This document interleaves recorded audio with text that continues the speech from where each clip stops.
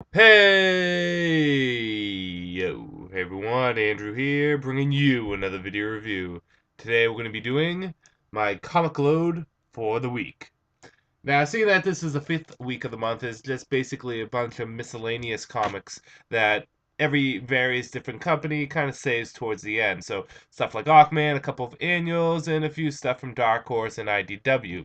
However, in addition to that, I did want to say that I also got Superman Earth 1 Volume 2.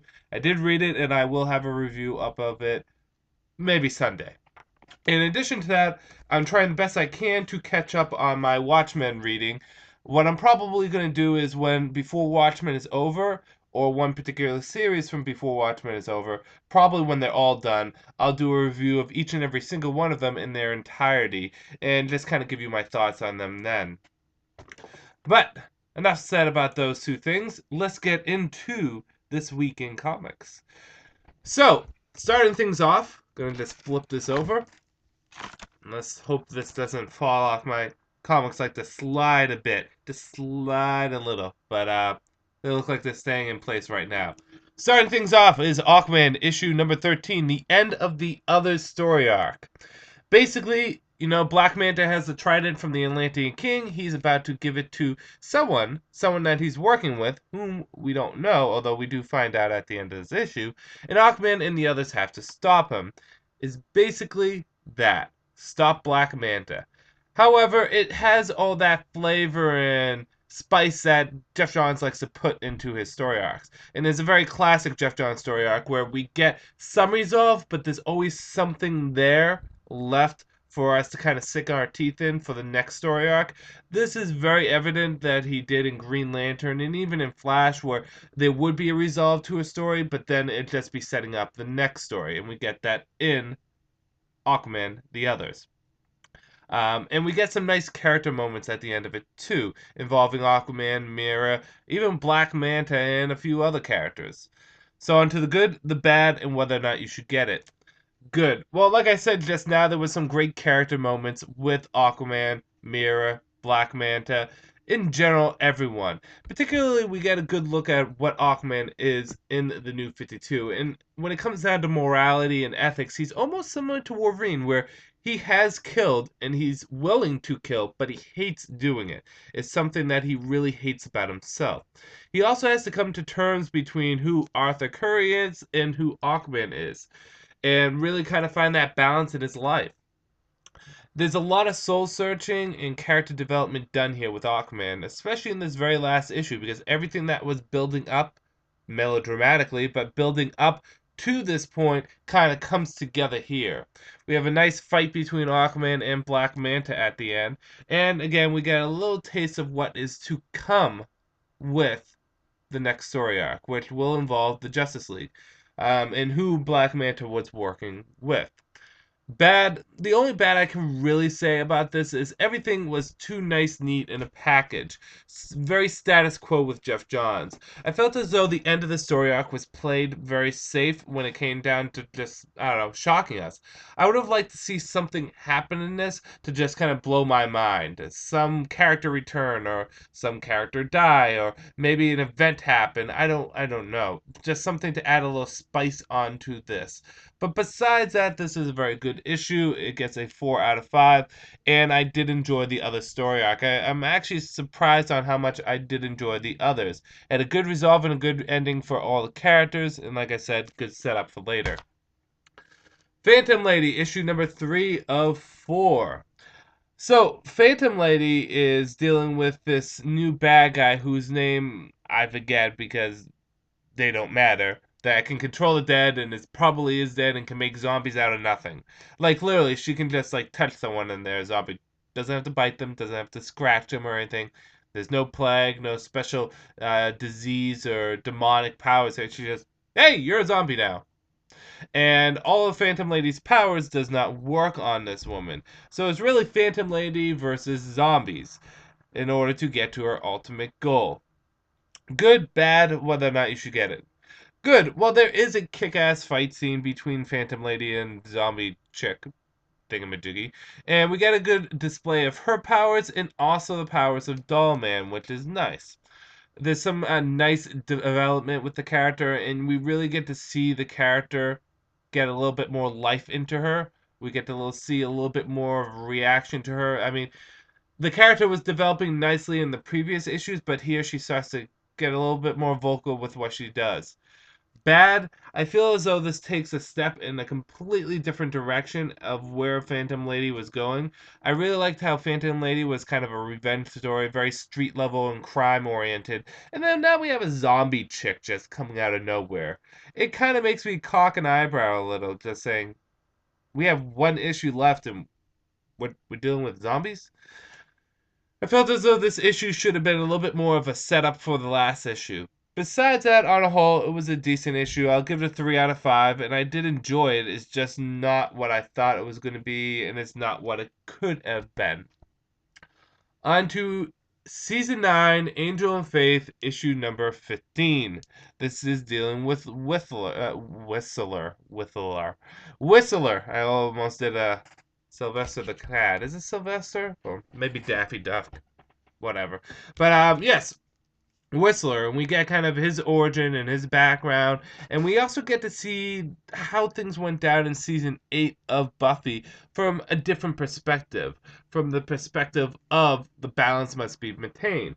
And that Whistler always believes in that there always has to be consistent balance in the universe between good and evil, hell and heaven, science and magic, light and dark. It's something that he's always done. And Twilight, the ability to create this new universe where everything would come together, was his ultimate goal. Because in that, he would finally have some rest. It would be that balance. And ideologically, there would have been a perfect universe. He said, granted, hundreds to billions of people would die in the transition, but it would be a perfect universe and the human race would evolve and move on. He keeps on quoting Darwinism, but Angel says, the cost would be too high. Then Whistler points out, well, Angel, the cost was too high. You guys didn't do it, and now the world is doomed. That was our salvation. Buffy got cold feet. You should have dragged her into this. So there's a lot of point of views going back and forth in this. Is like, well, is what Angel and Buffy did at the end of season 8 what should have been done, or should they have actually gone and created the new universe? Is the world doomed now, or is there still a possibility of chance? In this, Whistler even says that every vision that he gets is a possible future. It's not anything set in stone, but it's the most likely set in stone. So exactly who's right and who's wrong here? How much of Whistler is, under his control, or how much of it is him going a little crazy? You don't actually know. You also get a little bit of a background story for the two demon siblings who, I hate saying it, but their name escapes me, and it shouldn't because it was just in my head too. So I'm just going to whip this out and look it up. But you get the backstory of those two, and let's see. It's going to be the first page. Pearl and Nash. Should have known that. You get their backstory, where they came from, their methodology, and their their whole entire mindset when it comes down to things, which is nice because it kind of gives a little bit of layers to the characters. Good, bad, whether or not you should get it. Good. This kind of gives you, this is what I'm gonna say. Season 8 ending sucked. The whole Twilight ending thing was just horribly mismanaged and badly done and cliche and just stupid. However, this at least tries to take it into an interesting and new direction, or maybe not a new direction, but a thought-provoking direction, which is good. It tries to take a bad thing and works with it. Whistler's a great character that bounces off of Angel, and he has a unique perspective because Angel's all about good, Buffy's all about good, Faith is all about good. I mean, there's redemption and duty sprinkled on there for various different characters and reasons, but Whistler, he's all about balance, balance in the world. So he has a different perception of the world. It's interesting to see how those contrasting ideas work. Bad. Although the Pearl and Nash story was actually really fun at the end, it kind of took away from the first story. I would have liked to see a little bit more of Whistler and Angel just sit down and talk and kind of set up things for the future, set up things for the stories. But, on a whole, this was a good issue, and I will give it a 4 out of 5. On to some annuals, or at least one of the few. Action Comics Annual Issue number 1. So, Takes place after the fight with Brainiac, so after he gets the suit and everything, but before issue 9. There we go. It says it takes place right after issue 8. So right after the fight with Brainiac, and basically, a gentleman who is upset with Superman wants to get revenge on him because Superman threw him into a river. Yeah, see this douchebag right here? Yeah, he was beating up his wife, so Superman grabbed him by the neck and threw him into a river. He had it coming to him. But he's pissed off at Superman because through some warped perception of reality, he thinks his wife still loves him and he still loves his wife. So he says, I want to get revenge on Superman for tearing my family apart. So he goes through various different experiments to become the K-Man or the Kryptonite Man to fight Superman. So Superman is going to need help from an ally in John Henry Irons, Steel. Will the two of them be able to take on a foe powerful enough to stop the Man of Steel?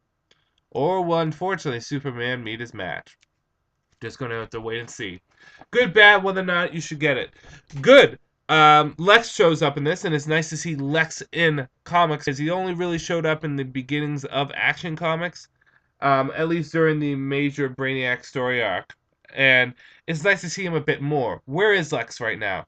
And what exactly is Lex's MO in the New 52? Because we see he works with the government. He's kind of a mad scientist, but we also see through various other comics that there's Lex Tech and Lex Core and Lex Towers, and is he a billion-dollar tycoon also? And then we see in a preview for Superman issue number 14, I believe, that Lex is locked up. So exactly where's Lex? I don't know. But it's good to see Lex in this, and he's handled very well. In addition to that, I think Steel is handled very well too. I would like to see more of the character and see more of him and the Superman family grow. And Superman has a great balance in this, from the classic Boy Scout Superman that we all know and love, with the edgier younger Superman, and it was actually nicely handled balance. It probably helped that the art was really good in this, and it felt like classic Superman, at least when it comes down to the aesthetics. He looks young, but he doesn't look too young. He looks like, well, Superman. So it was good art, and I particularly like how him and Steel just sit down and kind of talk for a bit after the fight. Sorry about that. Phone was going off. I had to take the phone call, but yes, I particularly like how Superman and Steel just kind of sat down and chilled and talked for a bit after the fight, and Steel kind of giving what he wants to do with his life, and it was kind of just a nice moment and scene. So some good character moments in this. Bad? Can't say there was any. This felt like a nice classic Superman story, kind of reintroducing Kryptonite to the Superman mythos, and also it felt like a good balance for Superman. See, the thing is I'm one of the few people that doesn't mind changing Superman's character a bit. He's kind of been the same over the years. If Batman was the same back in the 40s as he is now, it wouldn't be interesting. Superman has evolved a bit, but not quite as much as other characters, say Green Lantern, Wolverine, Batman, Spider-Man. They all kind of have to evolve. They still keep the basis of the character, but they grow and change like everyone else. And I think Superman needs to keep that Boy Scout image and keep that good heart, but he can still be a little bit edgier and be a little bit more youthful, youngful, and impulsive. But on a whole, I thought this was a good balance for Superman, and I particularly like this issue. 5 out of 5. Swamp Thing annual issue number 1. So, this is Swamp Thing we get kind of a fun little backstory for Swamp Thing in that he meets Abigail Arkham way back in the day, but neither of them remember it. Why? I don't want to reveal why that is true, but they don't remember it for whatever reason. And basically, the Parliament of the Trees are telling this story, so we get to see an interaction between these characters and see them interact without having the powers of the rot and the green in them. Well, it's in them, but it doesn't influence them. And it's nice to see these characters kind of work and grow together. Good, bad, whether or not you should get it. Good. Like I said, this is a great story to just tell a nice little simple youthful love story, because this happens during their teenage to early 20 years, and it's nice to see these two just kind of interact and slowly fall in love. I thought the ending and the resolve and the reason why they can't remember it was handled very well. And it was just kind of a nice sit down story and read. Bad. I felt as though they could be a little wordy on the dialogue a bit, but besides that, it was great. It was a fun story. Um, And it's a nice step away from what's going on in Rot World and just kind of that's the thing about annuals is they don't have to be centered too much in the main story. You can just take it away and read it for what it is and then go back to whatever the main story is. So on the whole, I give Swamp Thing Annual Issue number 1 a 4.5 out of 5.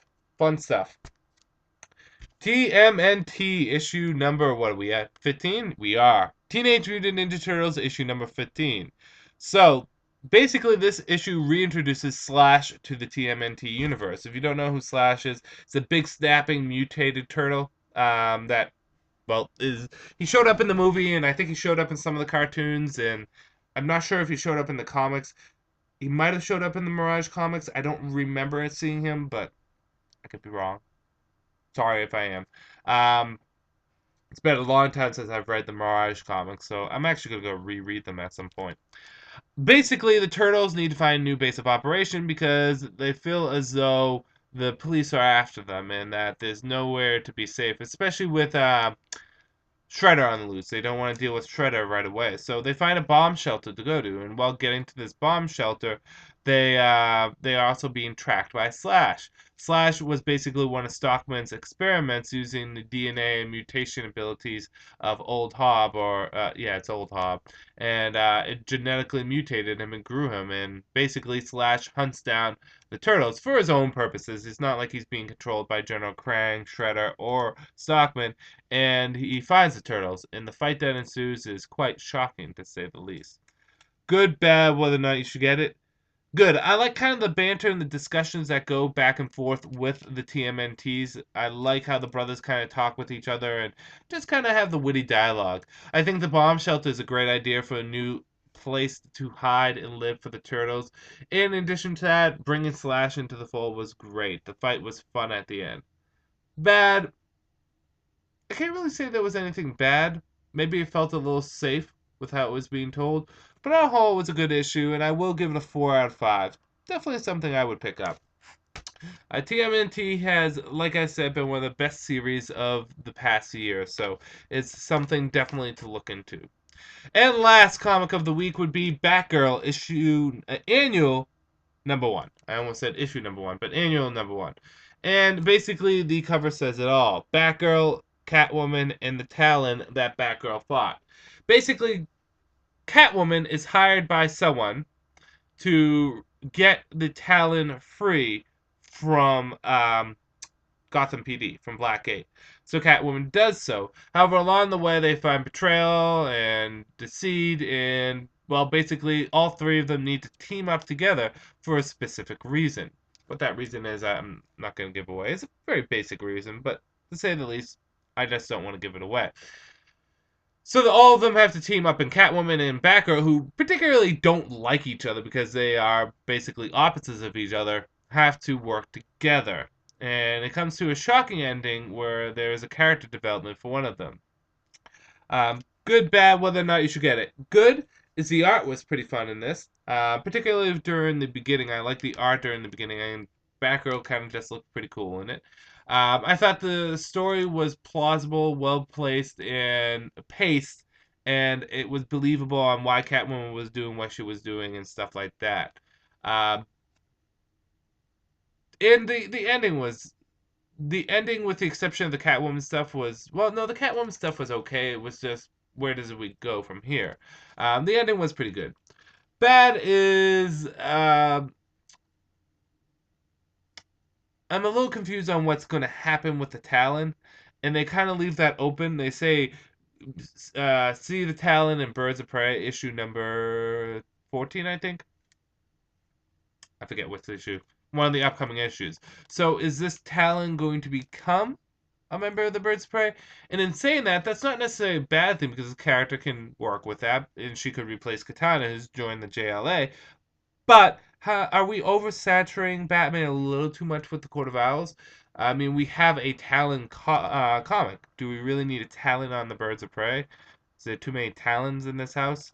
That's a question for you guys to decide. That, and it didn't wow me at all. It was just kind of there. It was a fun little story, but it didn't wow me. So I will give it a 3 out of 5. Enjoyable, fun, but nothing to write home to. in saying that, I'm going to end my reviews here. This was a fun little week. I will have to catch up on my Watchmen. In addition to that, Red Sonja issue number 70 came out this week, but because I've only gotten up to issue number 50, I can't review it. Sorry. And I think Spike issue number 3 did, but I still need to read issue number 2. So there were a few issues that did come out that I didn't get. Nothing from Marvel this week, at least when it comes down to me, and I don't think anything from Marvel comes out for me anytime soon. I think A plus X came out, and how many Avenger comics are we going to have? Uncanny Avengers, The Avengers, New Avengers. A plus X is technically an Avengers comic. I mean, how many comics are we going to be doing for the Avengers? But I'm just going to check right now to see when my next comic is coming out, or when my first comic for Marvel is coming out, because I think it's going to be Captain America. I could be wrong, though. So we're just going to double check that right now. Like I said, I am going to have a review for Action Comics Up, and that review is going to be probably Sunday. So Saturday I have to work. Maybe I might put it up on Saturday. Who knows? But I think it will be Sunday, because Sunday I'll have a little bit more time on my hands. Okay, so what do we do? We just did issue number 13s. Okay, so let me take a look. I am going through into November. I'm on Comic Xology, which again is the place to go to get your comic books pull lists all set. Fantastic Four comes out in the second week of the month for me next week. So in 2 weeks, Fantastic Four is coming out. And then Thor comes out in the third week of the month. And Captain America comes out in the fourth week, I think. So, yeah, those are going to be coming out. And then I think FF is the only other comic that I'm getting coming out anytime soon. But I don't. Oh, FF comes out on the fourth week. So, second, third, and fourth week are going to be when the comics come out. There we go.